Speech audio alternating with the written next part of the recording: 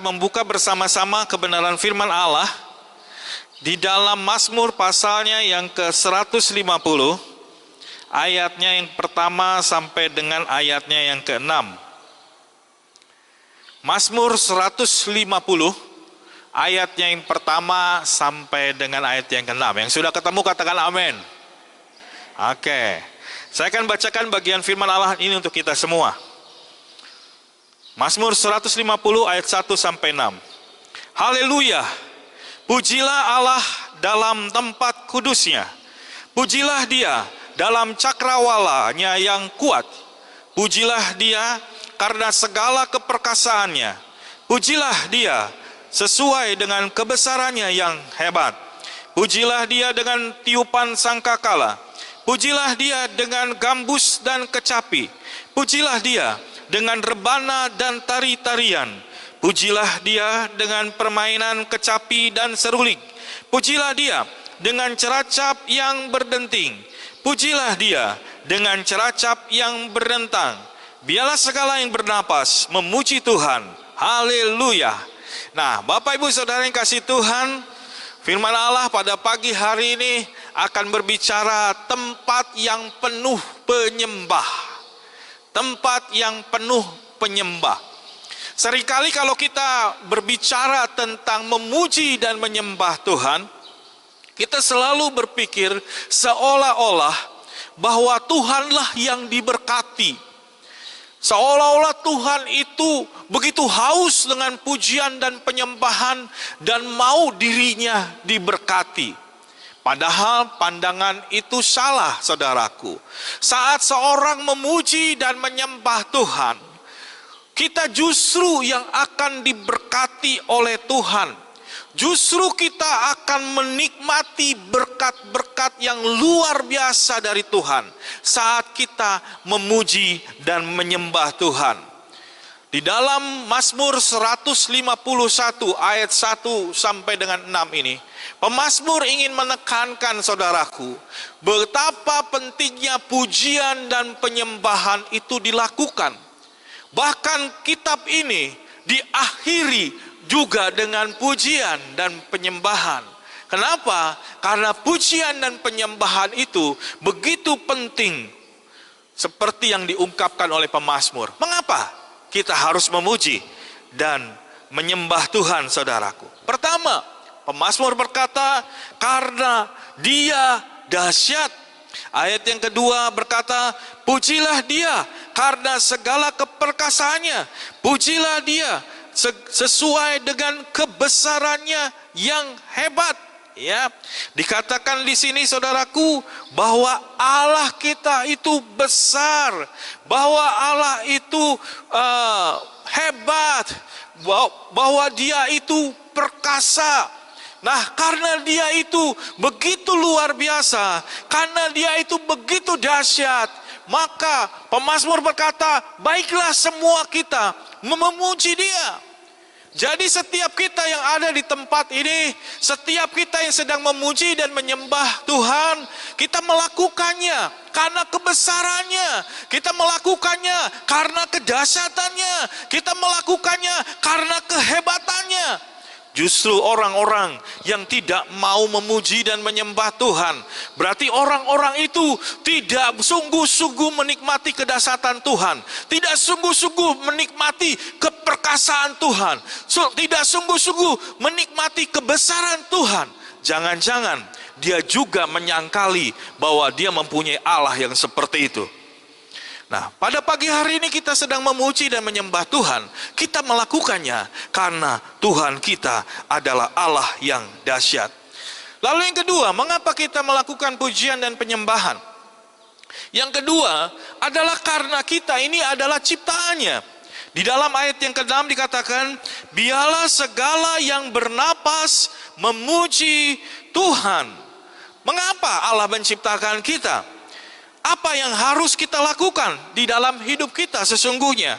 Kalau kita dapat bernapas dan kalau kita dapat hidup saat ini, sudah sewajarnya kita bersyukur kepada Tuhan, berterima kasih atas kesempatan yang diberikan Tuhan kepada kita. Nah, kalau ada orang tidak mau bersyukur dengan apa yang Tuhan telah berikan di dalam hidupnya, kalau ada orang yang tidak mau berterima kasih karena Allah yang telah memberikan dia nafas di dalam hidupnya, orang tersebut adalah orang yang paling malang di dalam dunia ini. Sebab Allah menciptakan kita, salah satunya adalah untuk memuji dan menyembah Tuhan. Karena itu sudah sewajarnya semua ciptaan Tuhan harus memuji dan menyembah Tuhan. Karena itulah kita ada di tempat ini. Karena itulah kita berkumpul di tempat ini.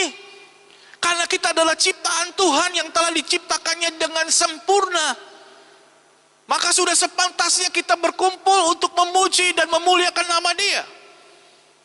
Jadi orang-orang yang gak mau memuji dan memuliakan nama Tuhan, orang-orang itu tidak mau bersyukur akan apa yang Allah kerjakan di dalam dirinya. Orang-orang tersebut tidak mau berterima kasih karena apa yang Tuhan telah berikan di dalam hidupnya. Sebab orang-orang yang berterima kasih, dia akan memuji dan memuliakan Tuhan. Karena itulah kita ada di sini. Kita mau memuji dan memuliakan Tuhan. Bukan karena Allah yang besar, yang dahsyat, yang perkasa itu saja, tetapi karena kita adalah makhluk ciptaan Tuhan yang sudah sepantasnya kita bersyukur dan berterima kasih kepada Tuhan.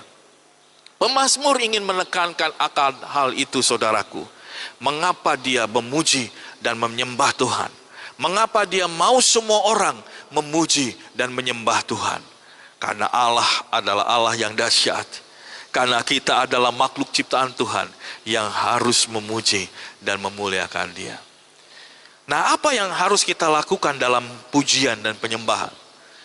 Pemazmur menyatakan di sini beberapa hal yang harus dilakukan oleh setiap orang untuk memuji dan menyembah Tuhan. Pertama, pujian dan penyembahan harus dilakukan di tempat kudus. Ayatnya yang pertama bagian A berkata begini, pujilah Allah dalam tempat kudusnya. Perhatikan baik-baik ayat ini. Pujilah Allah dalam tempat kudusnya.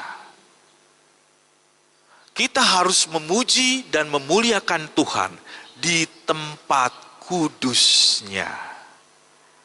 Banyak kali pujian dan penyembahan gagal, saudaraku. Kenapa? Karena dilakukan bukan di tempat kudusnya. Apa yang dimaksud dengan memuji Tuhan di tempat kudusnya?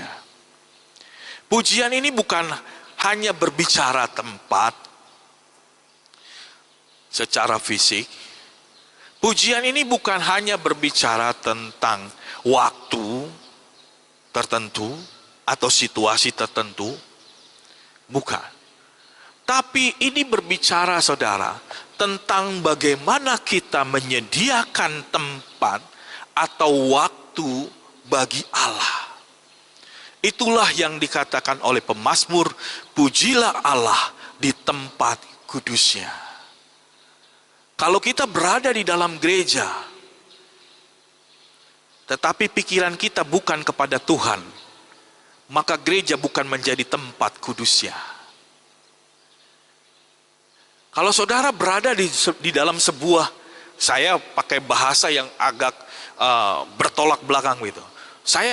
Saudara berada misalnya di tempat sebuah kafe gitu. Tapi saudara kemudian membuat tempat itu menjadi tempat kudus Allah, di mana Allah bersemayam di atas pujian dan penyembahan umatnya. Allah hadir di situ. Itu menjadi tempat kudus Allah. Jadi tempat kita memuji dan menyembah Tuhan, ini sebenarnya bukan berbicara tentang di gereja, di rumah, berbicara kemudian di tempat KKR atau persekutuan doa gitu ya. Atau berbicara tempat-tempat yang khusus. Atau saudara pergi ke Israel sana, lalu kemudian melakukan penyembahan di atas Gunung Sinai misalnya gitu. Bukan seperti itu. Tetapi ini berbicara, saudaraku, tentang bagaimana kita memberikan tempat, memberikan waktu, di mana kita bisa bersama-sama dengan Tuhan, untuk mengalami Tuhan, berada di dalam hadirat Tuhan. Itulah tempat kudus Allah, saudaraku. Jadi meskipun ibu-ibu ada di rumah, tidak ada orang yang lain yang mengganggu saudara, saudara masih sambil masak, menggoreng masakan untuk suami saudara, dan saudara lakukan pujian dan penyembahan di tempat itu. Ku sembahkan ya Bapa, ku sembahkan ya Yesus. Itu menjadi tempat kudus Allah, saudaraku. Dapur di mana saudara sedang memasak, itu menjadi tempat kudus Allah, di mana Allah hadir di situ, memberkati pujian dan penyembahan saudara. Tapi meskipun kita berada di dalam gereja, pikiran kita ada di toko, pikiran kita ada di jalan, pikiran kita ada di tempat makan-makan, kita ngambil handphone, chat-chat dengan orang lain, lalu lihat film-film yang lain gitu, saudara. Akhirnya apa yang kita lakukan gak ada gunanya. Sebab tempat yang dimana Allah seharusnya hadir dan memberkati, menjadi tempat dimana Tuhan gak hadir dan memberkati, karena kita tidak menjadikan tempat itu tempat kudus Allah. Kadang-kadang saya naik mobil, ya, misalnya sedang melakukan perjalanan naik bis, atau saya naik pesawat, ada duduk di tempat itu, saya bisa berdoa, menyembah Tuhan, berbicara dengan bahasa roh di situ, dan berjumpa dengan Tuhan secara roh. Kenapa, saudaraku? Karena saya menjadikan situasi waktu itu dan tempat di mana saya duduk waktu itu menjadi tempat kudus Allah. Nah, inilah tempat untuk kita memuji dan menyembah Tuhan. Dimanapun kita berada, jadikanlah tempat kudus Allah itu. Buatlah tempat kudus Allah itu. Berikanlah tempat kudus Allah itu. Nah, saat kita melakukan pujian dan penyembahan di tempat kudus Allah itu, saat itulah Tuhan akan berada bersama-sama kita dan memberkati kita. Amin. Amin, saudaraku. Nah, jadi di mana saudara berada pada saat ini, di tempat duduk saudara, itu bisa menjadi tempat kudusnya Allah untuk memberkati saudara. Dan bisa juga nggak menjadi tempat kudus Allah. Karena itu sangat tergantung dari respon kita. Nah, pemazmur berkata, pujilah Tuhan di tempat kudus Allah itu. Nah, karena Tuhan akan bertahta di situ dan memberkati kita. Di dalam Matius pasal 6 ayat yang ke-6, ketika murid-murid bertanya bagaimana kami harus berdoa, Tuhan Yesus berkata, jika engkau berdoa, masuklah ke dalam kamarmu, tutuplah pintu dan berdoalah kepada Bapa-Mu yang ada di tempat tersembunyi. Maka Bapa-Mu yang melihat yang tersembunyi akan membalasnya. Saya suka bagian ini, saudara. Bapa-Mu yang melihat yang tersembunyi akan membalasnya. Perhatikan bahwa Bapa-Mu melihat bagaimana kita masuk ke dalam kamar dan berdoa. Bapa-Mu melihat bagaimana engkau memberikan tempatmu untuk datang kepada Tuhan dan berdoa. Bapa-Mu melihat bagaimana engkau bersikap saat engkau sedang berdoa. Dan Bapa-Mu yang tersembunyi itu, dari tempat yang tersembunyi itu, melihat dan akan membalasnya kepadamu. Apa yang dibalas? Kalau orang yang melakukannya yang benar, dibalasnya sesuai dengan doa-doa kita. Tetapi kalau orang gak melakukannya dengan benar, maka Bapa yang di sorga itu juga akan membalas dengan tidak menjawab doa-doa kita. Inilah alasan, saudaraku, mengapa ada doa yang dijawab dan ada doa yang tidak dijawab. Karena Bapa melihat bagaimana kita datang kepada Dia. Mazmur berkata pentingnya kita memuji dan menyembah Tuhan di tempat kudus Allah. Karena itulah yang membuat pujian dan penyembahan kita akan diterima oleh Tuhan. Dan di dalam doa inilah Tuhan Yesus juga berkata, pentingnya engkau masuk ke tempat yang tersembunyi itu. Di dalam kamarmu menjadikan tempatmu itu tempat yang tersembunyi. Dan berdoa kepada Tuhan dengan sungguh. Kenapa? Karena Bapa akan melihat dan membalasnya. Amin. Jadi tempat kudus Allah ini penting, saudaraku. Harus kita lakukan. Allah sangat memperhatikan setiap orang yang memberikan tempat kudus baginya. Setiap orang yang menghargai tempat kudus itu. Setiap orang yang berada di tempat kudus itu. Allah sangat menghargainya. Karena itulah kalau di dalam perjanjian lama, tidak setiap orang bisa masuk ke tempat kudus dan maha kudus. Hanya orang-orang yang berkenan kepadanya yang bisa masuk ke tempat itu. Inilah juga yang menjadi sebuah alasan mengapa tidak setiap orang bisa menjadi pemimpin pujian dan penyembahan. Kenapa, saudaraku? Hanya orang-orang yang bisa menyediakan tempat kudus bagi Allah itulah yang bisa menjadi seorang pemimpin pujian dan penyembahan. Kalau saudara sudah terbiasa memberikan tempat kudus Allah itu dan masuk ke tempat kudus Allah itu, dan saudara bisa memimpin pujian, pasti pujian penyembahan saudara akan diberkati oleh Tuhan. Tetapi kalau saudara nggak biasa untuk masuk ke tempat kudus itu, saudara nggak bisa untuk menyediakan tempat kudus Allah itu, maka kalau saudara masuk di dalam pujian dan penyembahan, saudara memimpin pujian penyembahan, maka pujian dan penyembahan itu bukan menjadi pujian dan penyembahan yang akan menyenangkan hati Tuhan, tetapi hanya nyanyian-nyanyian biasa yang dinyanyikan oleh orang pada umumnya. Jadi mari kita belajar, para pemimpin pujian, para hamba Tuhan, setiap kita, marilah kita belajar untuk memuji dan menyembah Tuhan dengan menyediakan tempat kudus bagi Allah ini. Yang pertama kali. Lalu dikatakan di sini, saudaraku, ayat pertama tadi, pujilah Allah dalam tempat kudusnya. Pujilah Dia dalam cakrawalanya yang kuat. Ada dikatakan di sini tentang cakrawala yang kuat. Ada yang mengartikan ini adalah di surga katanya. Ada yang mengartikan yang dimaksud dengan cakrawala yang kuat ini adalah di bumi gitu.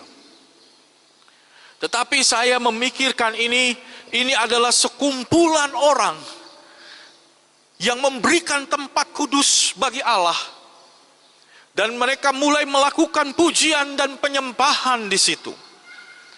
Bisa saja itu terjadi di dalam kerajaan surga, di mana malaikat-malaikat di tempat kudus Allah itu memuji dan menyembah Tuhan. Tapi mungkin ini juga bisa di dalam dunia, di dalam gereja, di dalam kelompok sel, di dalam doa-doa saudara, di dalam rumah, di dalam family altar saudara. Saudara memuji dan menyembah Tuhan di tempat kudus Allah. Itu menjadi cakrawala yang kuat, saudaraku. Menjadi sesuatu yang begitu menguasai dan menjadi begitu kuat pengaruhnya. Dan inilah yang Tuhan mau terjadi di dalam hidup kita, saudaraku. Bagaimana orang-orang mulai memuji dan menyembah Tuhan. Orang-orang mulai meninggikan Dia. Orang-orang mulai membangun tempat-tempat kudus. Sehingga akhirnya ada pujian dan penyembahan yang naik kepada Tuhan. Dan itu menjadi semacam cakrawala yang kuat, yang begitu indah, yang begitu luar biasa. Saya rindukan itu terjadi di dalam gereja kita. Saya rindukan itu terjadi juga di rumah tangga saudara. Saya rindukan itu terjadi di mana-mana. ada orang-orang yang mulai menyediakan tempat kudus Allah, dan kemudian mereka mulai melakukan pujian dan penyembahan di situ, membawa kemuliaan bagi Tuhan, meninggikan Tuhan, saudara, yang akhirnya membuat Tuhan kemudian bertahta di atas pujian dan penyembahan umatnya. Saya rindukan, saudaraku, saudara menjadi orang-orang yang diberkati karena telah membangun tempat kudus Allah. Saya rindukan gereja-gereja, ya, kelompok-kelompok doa akan terbangun dengan luar biasa karena mereka mulai membangun tempat-tempat kudus Allah dan mulai melakukan pujian dan penyembahan bagi Dia. Nah, jadi kalau kita mau memuji dan menyembah Tuhan, perhatikanlah tempat kudus Allah. Kalau saya ada di dalam sebuah acara camp, mau memulai sebuah acara camp, kami biasa dengan panitia berdoa di situ, menguduskan tempat itu. Satu kali diadakan sebuah acara camp di sebuah hotel, kami berdoa supaya kuasa-kuasa jahat boleh pergi dari tempat itu, meninggalkan tempat itu. Nah, ketika kami sedang berdoa begitu luar biasa, saudara, kami keluar dan kami melihat yang punya hotelnya sedang berdoa lagi di situ. Lagi berdoa lagi, pakai sesajen segala macam di situ. Berdoa supaya setannya nggak jadi pergi gitu, supaya setannya jangan tinggalkan tempat itu. Dan akhirnya tempat itu bangkrut, saudara, dan tutup. Ya, saya nggak berdoa tempat itu bangkrut dan tutup, enggak, saudaraku. Saya hanya minta tempat itu dikuduskan karena kita mau pakai untuk memuji dan menyembah Tuhan. Ya, kadang-kadang saya ada di mau acara baptisan gitu ya. Saya masuk ke dalam air dan saya berdoa menguduskan tempat itu. Entah di tempat itu sudah ada apa gitu, kita nggak tahu. Tapi kita berdoa dan menguduskan supaya tempat itu kudus, menjadi tempat kudusnya Allah, di mana nanti Allah akan memberkati setiap orang-orang yang ada di situ dan juga yang dibaptis. Kadang-kadang saya diminta untuk berdoa bagi keluarga yang baru pindah rumah gitu. Saya mengucap syukur ada orang yang sudah mulai mengerti tentang konsep ini. Dan kami mulai berdoa kepada setiap bagian sisi rumah tempat itu, atau bagian sisi toko tempat itu, dan menguduskannya supaya menjadi tempat kudus Allah, di mana nanti Allah akan memberkati dan bertahta di situ. Akhirnya tempat-tempat itu diberkati Tuhan, saudara. Tapi kemudian ada juga yang gak diberkati Tuhan. Kenapa? Ya karena kita sudah menguduskan tempat itu menjadi tempat kudusnya Allah, tetapi yang punya toko atau yang punya rumah berpikir, sudah selesai nih, saya nggak perlu ke gereja lagi gitu, saya nggak perlu lagi melakukan sesuatu buat Tuhan gitu, saya nggak perlu sungguh-sungguh lagi dari Tuhan. Ya sama aja kayak kita ngundang setan masuk lagi ke situ. Dan akhirnya keluarga itu, tempat itu nggak diberkati. Nah, jadi saudara, marilah kita membuat tempat kudus Allah. Hargailah Tuhan. Ciptakanlah kehadiran Tuhan itu. Dengan saudara hadir di situ, saudara sedang menyediakan tempat kudus Allah. Nah, kalau saudara enggak menghargai Tuhan, saudara tidak menghargai tempat kudus ini, enggak mungkin kita akan diberkati oleh Tuhan. Karena Tuhan menyuruh kita untuk menyediakan tempat kudus Allah itu. Nah, lalu apa lagi yang saudara yang harus kita lakukan saat kita memuji dan menyembah Tuhan? Yang pertama tadi, tempat kudus Allah itu harus disediakan. Yang kedua, saudara, lakukanlah dengan alat musik. Di dalam bagian yang kita baca di sini dikatakan pemazmur itu memainkan alat musik saat dia sedang melakukan pujian dan penyembahan. Ada beberapa alat musik yang dinyanyikan di situ ya, dimainkan di situ. Ya, seperti tiupan sangkakala, itu sejenis seperti kayak trompet lalu gambus itu seperti gendang, kecapi itu seperti gitar ya yang dipetik, rebana itu juga seperti kayak gendang yang dipukul-pukul. Lalu ada seruling di situ seperti suling, lalu ada ceracap. Ceracap itu seperti kayak pelat yang seperti kayak tutup panci. Kalau saudara lihat mereka menari-nari, mereka ceng ceng ceng gitu ya. Nah itu seperti itu, atau seperti simbal tuh kalau yang ada di drum itu yang untuk melantunkan suara-suara yang seperti tinggi. Dan alat ini dipakai oleh mereka saat mereka melakukan pujian dan penyembahan. Dan ketika ini dilakukan saudara, ini sudah mengandung beberapa unsur dari musik. Pertama seperti nada, tangga nada, nanti ada tinggi, ada rendah, ada nadanya, lalu ada tempo, ada ketukan ya. Dan kita bisa lihat ketika mereka bermain ada seperti itu, ada iramanya, ada biramanya, ada melodinya, lalu ada warna suaranya atau teksturnya, lalu kemudian ada bentuk atau komposisi lagunya modelnya seperti apa, lalu ada dinamikanya, lalu ada syairnya, ada liriknya seperti yang kita baca ini. Jadi pujian dan penyembahan yang dilakukan di dalam pemazmur ini, itu sudah mengandung unsur-unsur musik itu. Jadi firman Allah sebenarnya senang mengajar kepada kita, kalau kamu lakukan pujian dan penyembahanmu, lakukanlah dengan unsur-unsur musik ini. Ya. Jadi lakukanlah dengan baik. Lakukanlah dengan sempurna. Seberapa engkau punya alat musik, biarlah itu menjadi pujian dan penyembahan yang kau bawa untuk Tuhan, bukan untuk kita. Jadi memainkan alat musik dengan berbagai macam alat, itu nggak apa-apa, Tuhan suka gitu. Tetapi kalau mungkin ada alat musik juga cuma ada beberapa alat saja, ya nggak ada masalah.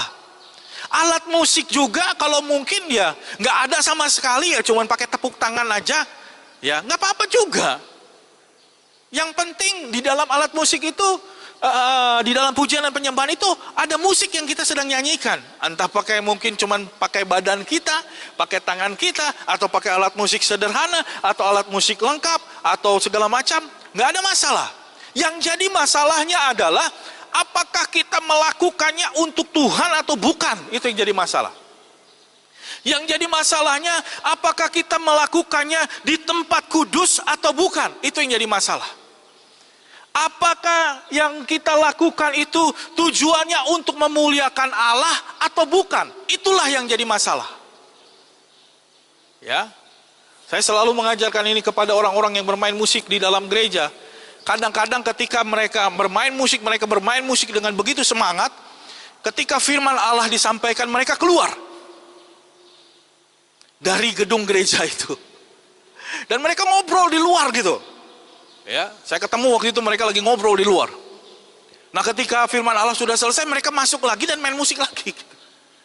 Saya bingung, saudara. Mereka main musik untuk apa gitu? Sebab seharusnya musik yang kita nyanyikan itu, musik yang kita bawa itu adalah untuk penyembahan kita kepada Tuhan. Ya, di mana kita menghargai Tuhan di tempat kudusnya.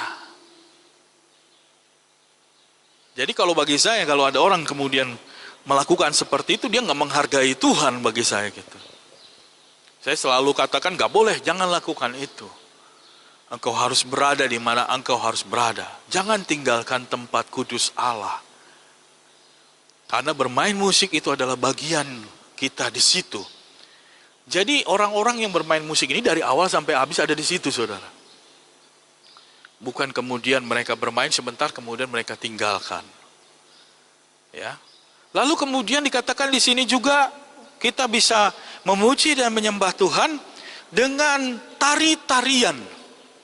Ada kata yang dikatakan di sini tari-tarian. Ya, berarti menari untuk Tuhan. Itulah yang dilakukan oleh bangsa Israel waktu itu. Di mana menari itu nggak salah. Ya, kita boleh menari untuk Tuhan. Ya. Nah, tari-tarian ini haruslah bebas dan lepas dari diri kita. Jangan seperti kita terpaksa melakukan tarian itu. Tapi itu harus bebas, lepas dari diri kita. Sebagai persembahan kita kepada Tuhan. Nah, tari-tarian ini juga tidak boleh monoton, tapi harus bervariasi. Dikatakan di sini tarian, bukan tarian aja. Kalau tarian aja ya begitu terus, nggak berubah-berubah. Tapi kalau namanya tarian, itu bisa berubah-berubah, bisa bervariasi, bisa diperbaiki sana sini ya, sehingga menjadi bagus gitu. Itulah tarian. Dan kita harus kemudian melakukannya dengan roh kita di dalam pimpinan roh Allah. Nah, jadi orang yang menari buat Tuhan dengan sungguh-sungguh di dalam rohnya, di dalam pimpinan roh Allah, maka dia bukan hanya sekedar seperti penari-penari pada umumnya, tetapi roh Allah berkuasa di dalam diri dia untuk membuat dia masuk di dalam tari-tarian yang begitu indah, yang bisa dilihat oleh banyak orang, yang bisa dirasakan oleh banyak orang, dan membuat banyak orang akhirnya bisa memuji dan memuliakan nama Tuhan. Kalau tari-tarian hanya sampai sekedar untuk enak ditonton, saudara, maka tari-tarian itu belumlah tari-tarian yang menyenangkan hati Tuhan. Sebab tari-tarian yang dimaksud di sini adalah tari-tarian yang akhirnya bisa membawa orang untuk memuji dan menyembah Tuhan. Karena itu juga saya heran. Kadang-kadang orang-orang ada yang bermain tamborin. Ya, saya tidak berharap itu ada di dalam gereja kita. Tapi saya pernah melihat itu di gereja yang lain, di mana setelah dia selesai menari dan firman Allah akan disampaikan, orang itu keluar dari gereja dan ngobrol di luar sana, makan-makan, minum-minum segala macam. Ketika kemudian mau masuk lagi penyembahan gitu, masuk lagi orang itu dan menari lagi. Saya bingung dengan orang-orang seperti itu. Bagi saya, bukan seperti itulah tarian yang Tuhan inginkan. Satu kali saya pernah menegur seseorang, saudaraku. Dia sedang menari-nari dengan bendera, seorang pria. Tetapi saya nggak bisa, hati saya nggak srek.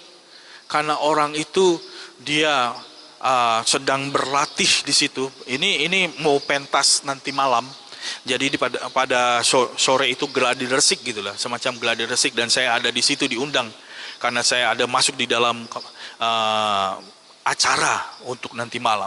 Dan orang ini sedang menari-nari. Tetapi ketika dia menari-nari, yang beberapa orang ini menari-nari untuk memuliakan nama Tuhan, ada satu orang di situ dia pakai gambar setan, saudara. Kaosnya pakai gambar setan. Orang-orang lagunya lagu pujian dan penyembahan memuliakan nama Yesus. Orang ini sedang mengibar-ngibarkan bendera, tetapi dia pakai baju gambar setan. Setan apa gitu tulisannya. Saya nggak tahan, saya nggak srek, saudara. Hati saya bergejolak. Saya bingung, orang-orang lain nggak ada yang tegur dia. Pemimpin pujian gak tegur dia, teman-teman dia tidak tegur dia, hamba-hamba Tuhan lain yang ada di kota, yang ada di tempat itu tidak tegur dia. Kenapa semua orang diam? Ada orang yang sekarang sedang mempersiapkan untuk memuji dan menyembah Tuhan, tetapi dia sendiri kemudian pakai gambar setan. Saya gak bisa tahan. Saya datang kepada dia dan saya bilang kepada dia, maaf, saya mau berbicara kepada kamu. Ada apa, Kak? Maaf ya, kamu ini saat ini sedang ngapain? Saya bilang. Oh, saya sedang persiapan untuk nanti KKR. Saya bagian bawa bendera dalam pujian dan penyembahan. Apakah kamu sedang memuliakan Allah? Iya, saya sedang memuliakan Allah, kata dia. Nah, kalau kamu sedang memuliakan Allah, kenapa kamu pakai baju ini? Saya bilang. Saya tunjuk bajunya yang gambar setan tadi. Lalu dia bilang dengan enaknya, lah, ini kan cuma baju saja. Yang penting hati kita saat kita memuji dan menyembah Tuhan. Saya bilang kepada dia, maaf ya, mungkin pandangan saya agak berbeda dengan kamu dan mungkin berbeda dengan orang lain, yang lain. Tapi bagi saya, apa yang kamu kenakan itu juga masuk ke dalam dirimu. Karena ketika engkau sedang memakai baju ini, kamu sedang mempromosikan setan juga di situ. Dan tidak mungkin satu saat kamu sedang mempromosikan setan, satu saat yang bersamaan kamu sedang memuliakan Allah. Tidak mungkin. Orang itu terdiam, saudara. Maaf, cuman dia bilang maaf. Ya mungkin saya agak sedikit aneh dengan konsep ini. Tetapi bagi saya ini adalah hal yang penting. Bagaimana seorang bisa memuji dan memuliakan Tuhan, tapi pada waktu yang lain, dia begitu entengnya, dia bisa melakukan penyembahan juga kepada setan. Bagaimana dia bisa datang kepada Tuhan untuk memuji dan menyembah Tuhan, tapi pada waktu yang lain dia pergi ke dukun dan menggunakan jimat-jimat? Gak mungkin. Orang yang mau sungguh-sungguh datang kepada Tuhan, orang itu harus memberikan tempat kudus bagi Allah. Bukan hanya hari Minggu saja berikan tempat kudus, tetapi setiap waktu di dalam hidupnya memberikan tempat kudus buat Allah. Bukan hanya ketika sedang melayani Tuhan memberikan tempat kudus, tapi kalau nggak melayani hidup amburadul seperti orang yang tidak mengenal Allah. Bukan seperti itu. Kita harus belajar untuk memberikan tempat kudus Allah itu setiap waktu. Bahkan setiap waktu kita jadikan kesempatan bagi kita untuk datang kepada Tuhan memuji dan memuliakan nama Tuhan. Mulailah lakukan, saudara, puji-pujian dengan musik. Kalau saudara mungkin tidak terlalu ahli untuk bermain musik, saudara bisa menyetel lagu dari kaset, lalu saudara kemudian bernyanyi bersama-sama di situ. Kita bisa lakukan pujian dan penyembahan dengan hal seperti itu. Yang pasti itu untuk Tuhan, yang pasti itu harus datang dengan bebas. Tidak boleh kita seperti terpaksa melakukan. Dan lakukanlah saudara-saudaraku, di dalam roh kita, pimpinan roh. Sungguh-sungguh melakukannya. Kalau saudara mau menari, menari saja. Gak ada masalah, saudaraku. Ya, asalkan tarian itu juga untuk memuliakan nama Tuhan. Nah, tempat para penyembah, saudara, itu adalah tempat di mana orang-orang yang penuh dengan kerinduan yang sama akan berkumpul di situ untuk memuji dan menyembah nama Tuhan. Mereka punya hasrat yang sama. Mereka punya kerinduan yang sama. Inilah yang Allah sedang cari. Penyembah-penyembah yang benar itu. Yang menyembahnya di dalam roh dan kebenaran. Orang-orang yang siap untuk memberikan tempat kudus bagi Allah. Orang-orang yang siap untuk masuk di dalam pujian dan penyembahan untuk Tuhan. Melakukannya bukan karena orang lain. Bukan karena dipaksa. Bukan karena dibayar, bukan. Tetapi melakukannya karena dia ingin dan rindu untuk memuji dan memuliakan nama Tuhan. Saya berdoa, saudara-saudaraku, di tempat ini akan muncul orang-orang yang seperti ini. Kumpulan para penyembah yang sama-sama memberikan hidupnya untuk Tuhan, untuk memuji dan menyembah Tuhan. Dan itu akan membawa kemuliaan bagi nama Tuhan. Membuat banyak orang akan datang kepada dia. Nah, kalau kemudian ada aksesoris yang kita gunakan di dalam pujian dan penyembahan.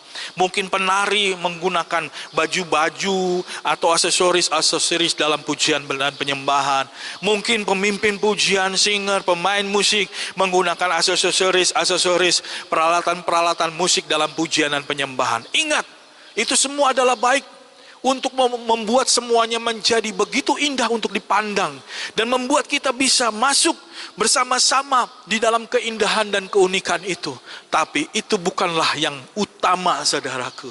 Itu hanyalah tambahan saja. Yang utama adalah hati-hati yang datang kepada Tuhan, yang sungguh-sungguh datang dengan tempat kudusnya dan mulai memuji Tuhan di dalam roh dan kebenaran. Allah, pemazmur, saya, dan ada banyak orang yang lain rindu, saudara. Ada mulai banyak tempat-tempat yang tersedia, yang menjadi tempat-tempat kudus Allah, di mana Allah hadir karena ada penyembah-penyembah yang benar di situ yang mulai melakukan pujian dan penyembahannya. Dan saya berdoa, semoga saudara semua yang ada di tempat ini, saya berdoa supaya semua orang yang bersama-sama mendengarkan pengajaran ini juga boleh sungguh-sungguh memberikan tempat kudus itu dan mulai memuliakan Tuhan sama-sama. Mari kita bangkit berdiri bersama-sama. Kita rindukan satu pujian yang indah kepada Tuhan.